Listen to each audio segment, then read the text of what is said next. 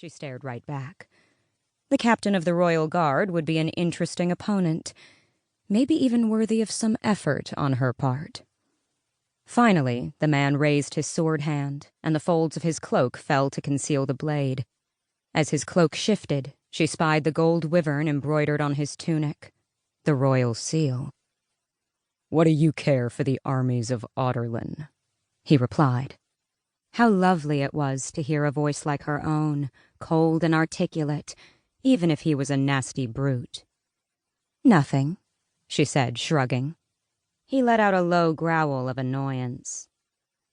Oh, it'd be nice to see his blood spill across the marble. She'd lost her temper once before. Once, when her first overseer chose the wrong day to push her too hard. She still remembered the feeling of embedding the pickaxe into his gut and the stickiness of his blood on her hands and face. She could disarm 2 of these guards in a heartbeat. Would the captain fare better than her late overseer? Contemplating the potential outcomes, she grinned at him again. "Don't you look at me like that," he warned, and his hand drifted back toward his sword. Selena hid her smirk this time. They passed a series of wooden doors that she'd seen a few minutes ago. If she wanted to escape, she simply had to turn left at the next hallway and take the stairs down 3 flights. The only thing all the intended disorientation had accomplished was to familiarize her with the building. Idiots. "Where are we going again?" she said sweetly, brushing a strand of her matted hair from her face. When he didn't reply, she clenched her jaw. The halls echoed too loudly for her to attack him without alerting the whole building. She hadn't seen where he'd put the key to her irons, and the 6 guards who trailed them would be nuisances, not to mention the shackles.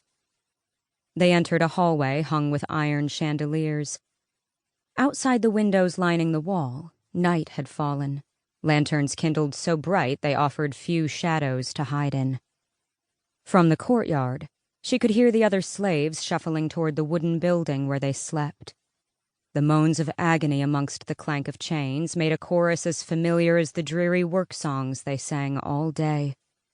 The occasional solo of the whip added to the symphony of brutality Audurlin had created for its greatest criminals, poorest citizens, and latest conquests. While some of the prisoners were people accused of attempting to practice magic, not that they could, given that magic had vanished from the kingdom.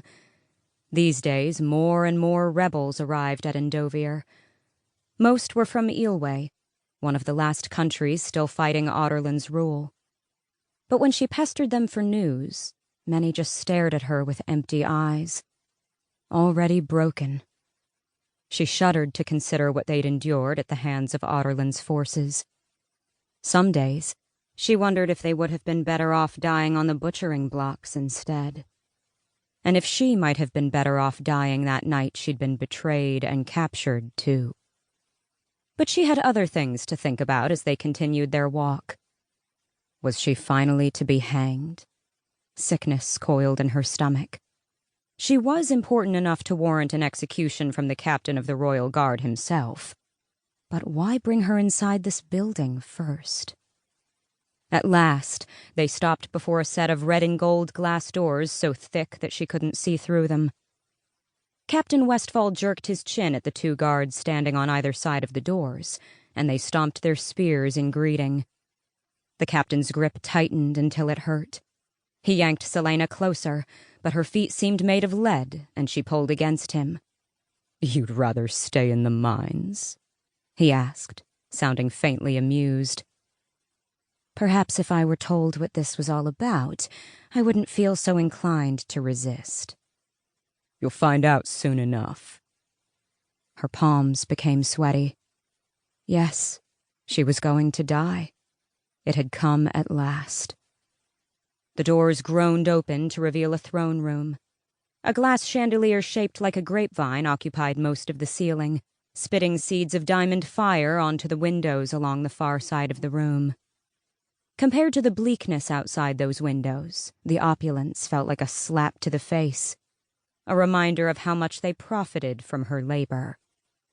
"In here," the captain of the guard growled, and shoved her with his... To keep listening to this audiobook, I've left you a link in the description so you can do it, at no cost thanks to Audible's 30-day free trial.